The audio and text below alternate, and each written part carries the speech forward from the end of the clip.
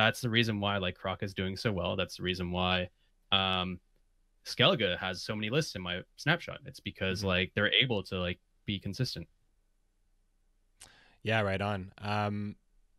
So what do you think that the neutrals in general? I mean, we're gonna kind of talk about every list here. So I mean, we can probably move on to monsters because Sure. the neutral cards have a little bit less of an appearance because monsters I feel like has a lot more of an identity of what they're trying to do. Their faction cards really help like their agenda a lot more. And I think that the factions that use the less neutrals, like they still use some neutral cards. Obviously, you see Geralt Professional, and you see Alzir's Double Cross, obviously because it works with Old Spear Tip. But the bronzes are really strong. You don't see a lot of like artifact stuff anymore. You see like Caranthir and Glusty Warp and Karan and Whispering Hillock and like the cards you really want to build a whole deck around. You do still get to see all of those things, and you also have Consume on your monsters list, which is great. I do.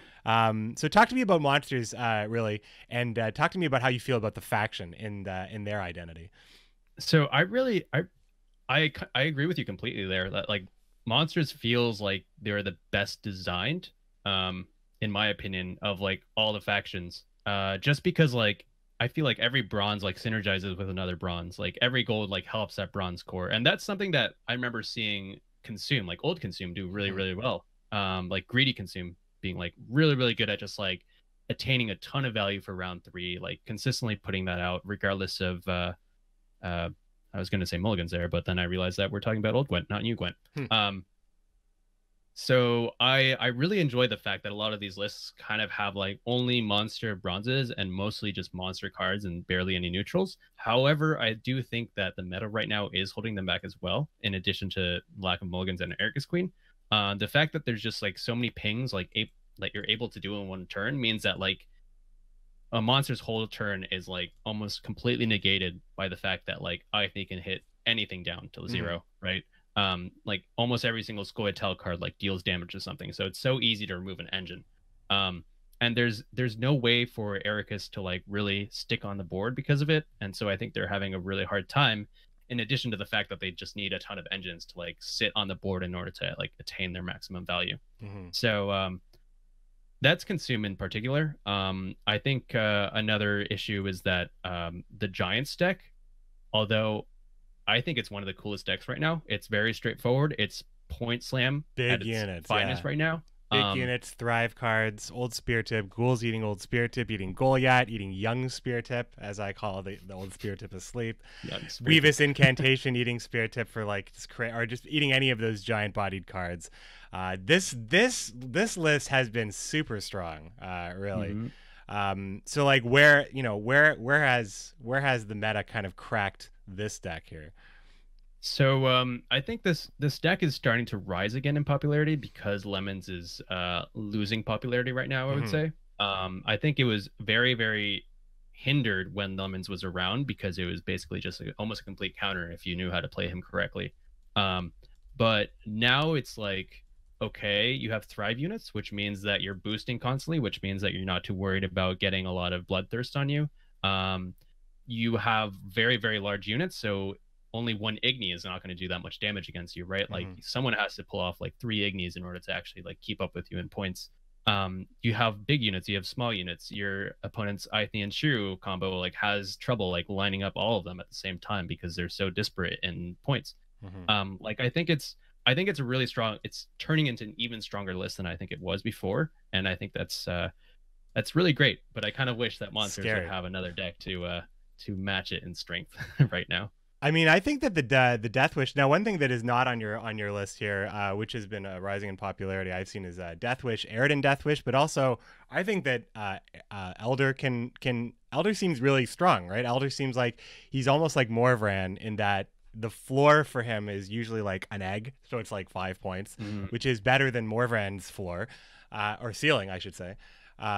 And then you have like abilities like Maruna and Manticore that you have like in your pocket at any given time, and then you can still trigger those things again. I think that the popularity of Woodland Spirit and specifically the Woodland Spirit deck that was more about control, and then the one that was more about the Giants deck that's kind of a bit more played now since the hotfix. I feel like Aridin and Elder are great leaders that are just living in Woodland Spirit's shadow right now, and like Deathwish specifically as an archetype that runs things like Gels and runs things like Maruna and Manticore and like the really scary things that trigger multiple times. What do you think about Deathwish right now? So a lot of people have actually approached me, particularly about Death Wish not being on the list. And I think the main reason why I haven't been seeing it that much, both in ranked, and a lot of my teammates haven't been seeing it in ranked, and I didn't end up including it in my list, is because Death Wish kind of has this uh this issue where they need both a Death Wish unit and a Death Wish activator in order to actually pull off like consistently good long rounds.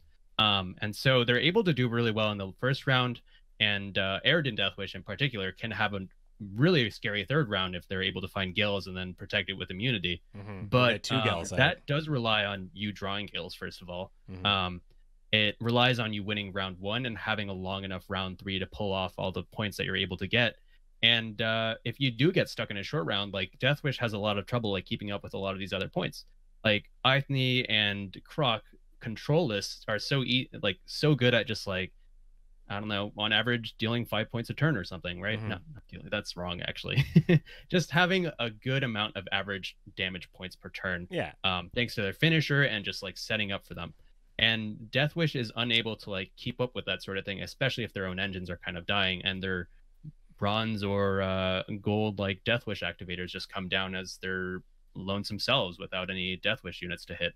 Yeah. So I think Deathwish is struggling a lot right now, for the same reason why Consume is struggling, because engines can't really stay on the board and because they don't have good short rounds. Right which on. is kind of, to be honest, that's a really weird thing for me to say, because the short round is at shortest 3 cards right now, and that never happens. Not really, no. Not with the popularity of the pass in round 2 and the popularity of long round decks.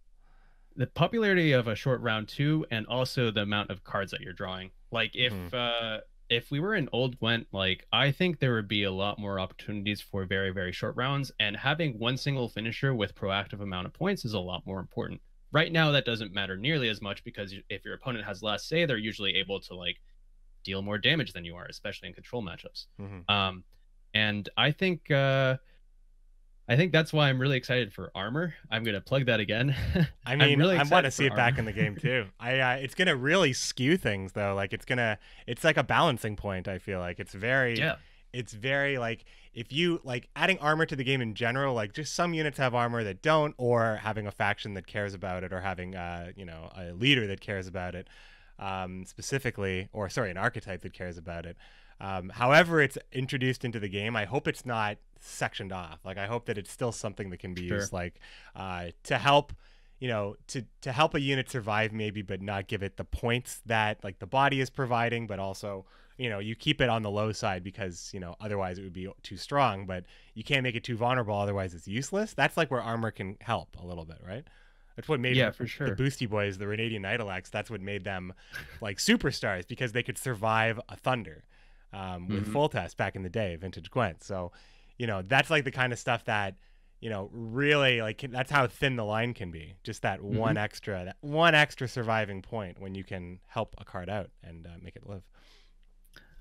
Oh yeah. Armor is going to be really tough to balance in my opinion as well. I think the fact that Gwent kind of reduced its like average strength bronze by so much, like just makes that fine line between a card that is undertuned and a card that is overtuned like way too thin, like far too thin. I'm a little bit worried about that and balancing in general, but I think that's why they like ended up adding provisions, so it's a little bit easier to like budget cards into your deck. It's a little bit easier to say like, okay, you want a really overtuned card, like you have to pay more provisions for it to include it into your deck. So it's I'm excited to see where this like balancing ends up moving forward. But I am a little worried that small point increments can change the game a lot right now. Well, I just know that like that's got to be always on their minds, right? Like what it means to make an engine 3, or what it means to make an engine 4, and like that kind of, or what it means to make a threat at a certain power level. So there's a lot to keep track of, obviously, especially when you have a leader that's as granular as Ethna. So it's it makes it almost all irrelevant sometimes if Ethna can just add that much reach. that's a different subject. There's one more thing I wanted to talk to you about in the monsters area, and that's about Sure. Dragon's Dream. Again, we're talking about neutral cards. This is a card. Now, I love Dragon's Dream. You have this in a monsters movement list. I have played movement list of every faction because Nivellen and Dragon's Dream Mhm. alone. But in some situations, you can add stuff like in this situation, you have Lacerate. Northern Realms has Sabrina. Anybody can run this Nivellen and Dragon's Dream combo. Northern Realms can also tutor out Ragnarok. If you just basically influence your opponent to play into one row, you can just devastate them with this card. And the Witchers kind of create this like opportunity to really punish as well with this card. I think the Dragon's Dream is one of the strongest cards. I think I struggle to make a deck that I like without it right now. So how do you feel about Dragon's Dream? I completely agree with you there. To be honest, I'm not surprised that more people are running. Sorry, I'm surprised that more people aren't running it. Because no one's like clearing it. what? Also, Yeah, no one's clearing. Like that's huge, and I'm really surprised at that as well. Like I don't understand why this combo can exist in the meta and like no one's doing anything about it and no one's playing it enough. Yeah, like I think it's huge right now. Like Dragon's Dream has so much potential. And like people are playing units now. Like before, I understood that Dragon's Dream wasn't going to be viable because like unitless artifact decks existed, but now everyone has to play units. So like naturally, you're going to get a long round. You're going to be able to like set up a Dragon's Dream and get a lot of value, especially if you have a Nivellen. So yeah, I completely agree with you here. Like Dragon's Dream is very very strong, and I definitely expect its play rate to increase a lot over the next week or two, I suppose. But I'm surprised that it hasn't ramped up so quickly yet. Now let's talk about something that I'm sure a lot of people have been talking about for a long time. That's Scoia'tael being in the meta, Ethna being a very strong leader. Ethna at first had an artifact deck that was very frustrating to play against, as they had customizable Epidemic and Scorch control for you, and a lot of different ways to win the game with Shiryu. Well, they still have ways to win the game with Shiryu, and of course, it's a nice reminder that Scoia'tael is ripe with deploy pings, which means that they are excellent at control with the reach of Ethna. And now they have found new toys in Call of the Forest, Eilaren into Ithlin, Ithlin into Shiryu, also being able to customize the board for Geralt Igni. And now you're seeing Wolfsbane after kind of, it started as like a new trend in Skellige, and then Scoia'tael swoop in and like, I made this. Because I'm seeing Wolfsbane everywhere with Ethna. It's like they're adopting all of these cool things that the other factions are using, and they're like, yeah, we can do all that and Shiryu and also run the Witchers and have like removal for days and days and days. How do you feel about obviously we can all agree that Scoia'tael is very strong, Ethna's very strong, Francesco's got a strong ability, Bruver is kind of in Ethna's shadow, but Bruver is actually like pretty good, but it's just that Ethna's just almost so much better in almost every respect. It's hard to say. It's hard to go ahead and play Bruver, who I think has the same amount of mulligans or less mulligans. I'm not really sure. I can't remember. I can't remember either. And even Phil Evandril's seeing play. Phil Evandril's like that Scoia'tael's so strong, right? Like Scoia'tael, the criminal isn't necessarily Ethna, but man is she strong. But the units that she has to support her just make her really, really strong to deal with. But how do you feel about the artifacts taking a step back and still seeing crazy control and now all this new stuff, Wolfsbane and this Eilaren combo? How do you feel about Scoia'tael right now? So I like the way that Scoia'tael is designed right now. I don't like playing against them. So like I feel like I'm from a third party perspective, watching a game of Scoia'tael being played against any other faction. I'm like, whoa, this faction's pretty cool. It's got this like control element. It's got these like cool mechanics where like Shiryu can scorch the board, and so you have to watch out for his power range because you don't want to play anything at his power range on your side of the board if you're Scoia'tael. And then you've got something cool like Call of the Forest, which allows you to like tutor something out of your deck, but playing it on Eilaren, which is going to come out anyways because you already have 5 elves on the board. Like I like the way it's designed. I think the issue is that like control is so strong right now. It's so easy for like engines to fall off the board that there's no real good balance for control to struggle against any deck, so everyone's just running it and people are getting bored of it. I think that's the main issue right now. I guess moving back on that a little bit, I think the problem is there aren't really any decks that punish Aethne for just pinging down units. There aren't enough decks that allow Aethne to get out tempoed in general. I think Big Woodland is something that I mentioned earlier that is actually able to kind of counter Ithne, but I think we need more decks like that. I think we need Hmm. more decks like what was it called back in the day? Croc Veterans, right? Like Ah, we yeah. need a deck Veterans. that like puts down points and like doesn't care what you do to them, and control cannot survive against it, you know? Like That's I the think idea. we Yeah. really need a deck like that. Because then that's going to open up opportunities for the other engine decks that I was talking about in monsters. Hmm. Like decks that if left untouched will just absolutely annihilate you. Um, so I enjoy the way that Scoia'tael is designed right now, but I think it feels overpowered because there aren't any decks that counter it well. Yeah, that's really well put. I mean, I like control as well. I mean, I'm a control player in almost every card game I play, and I do like that there is a faction that is like good at control, and I don't think that the tweaks are that many. Like I have, I constantly saying that I think that Shiro having Zeal is probably not necessary, and I also think that it's fine that they have the amount of pings that they have. Because it's okay to play. I think that they just maybe have like one too many deploy effects at 3, because like you can build a shoot deck and still be covered on like so many ways just because of how many Scoia'tael units have that ability of Mm-hmm. playing that same level of control as an Ethna with 2 archers, 2 officers, two well, the archers and officers, the bombers are very strong, and the panther is very strong as well, outside of a mirror, but even then you can just kind of hack into a witcher usually. So I mean, I think that Scoia'tael has a lot going for it, but too much going for it. Like Yeah. I don't want them to take the control away from Scoia'tael. Like no one. I mean, hopefully no one is really asking for that, because it's okay for them to be a strong control faction, but being able to out-tempo control is always a thing that think about think about what Nilfgaard Soldiers was able to do to Nilfgaard Alchemy. You're just able to put more points on the board and make it very hard Yep. to control, make it very like harder to exercise your control. Specifically, it's just Ethnic could cover all parameters at one point. Epidemic on the low side, on the wide side, Scorch on the tall side, line it all up either which way. So it's just being able to do a little bit too much. Yeah. Yeah, Scoia'tael. Let's talk about Northern Realms, a very underrepresented faction at the moment, that does still have some strong options. But even me personally, like out of all my faction MMR, I'm struggling the most with Northern Realms, where at the very, very beginning of Homecoming, I was really playing very well with Northern Realms. So I unlocked them first in a world where everybody was kind of just sort of figuring it out.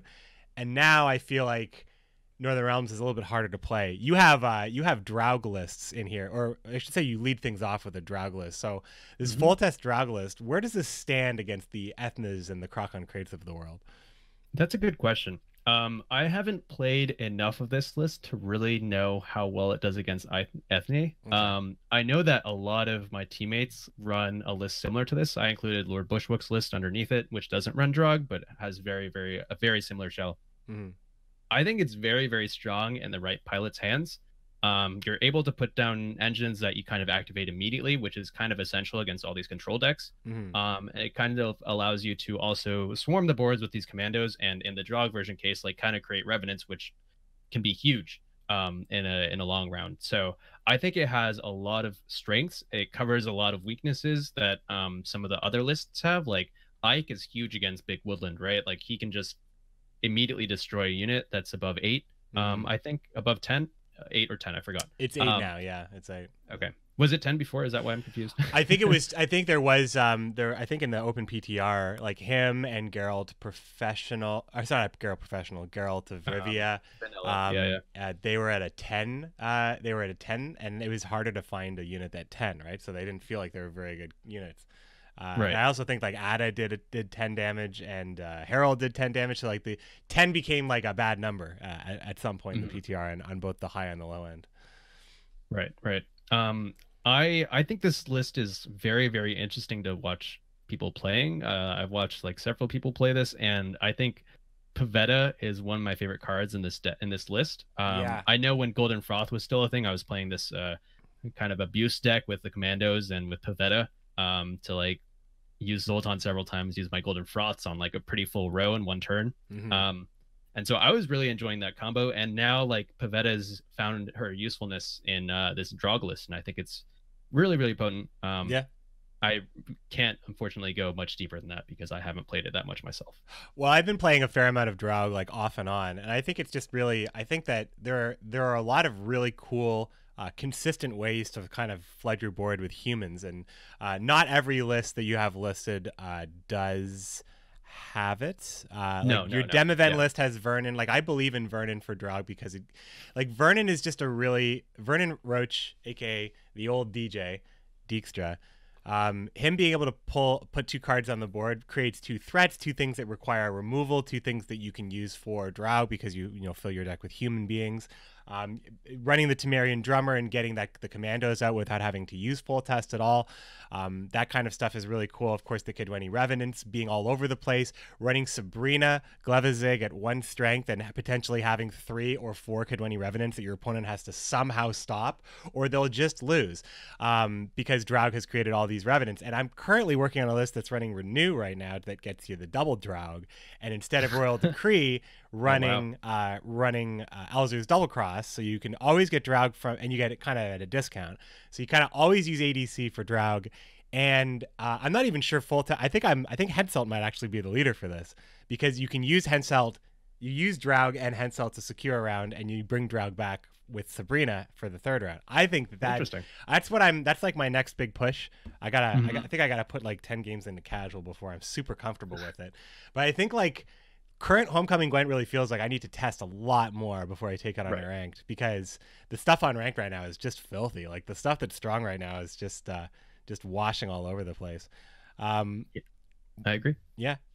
One of the lists. I think. Go ahead. Sure. Okay. I think one major roadblock right now for a lot of experimental stuff is the fact that, like I said before, control is so strong, right? Like it's hard to like really test something out in like a very high level play because like you need a lot of practice with the deck before you can move on to ranked, like you were suggesting. And like even in casual, like I'm sure there's people who are like learning like the new control decks and like really trying hard to like stop their opponent from even putting an engine down. So like Northern Realms has just like in the past couple weeks, like or since Homecoming has come out actually, like just struggled to like really find its grip on like the current meta just because for a similar reason that Consume has been struggling as well. Like they're unable to like keep things on the board for long enough to do actual points with them.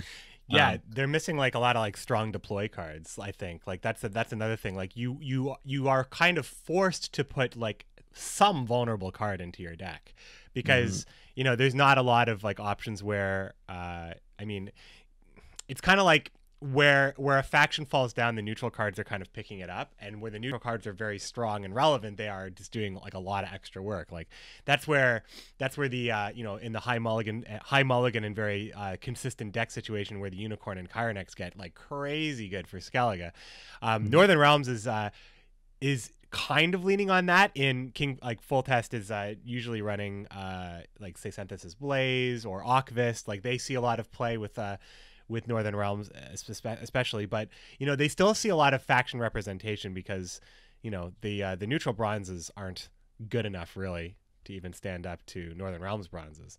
But you still have to like you want to play the Blue Stripes Commando, and you want to play like Lyrian Arbalest is very good, or like one of the machines if you can just reload it once. God, I just want to reload it once. Like it would be so great, right? And it seems like is it too much to ask to like not have like hidden text dies on my reinforced ballista or siege tower, especially since that has to sit on the melee row where like the most vicious removal is like your Dwarven Skirmishers and your Haymay Spear Maidens. Like your backup removal in a control deck is feasting on those siege towers.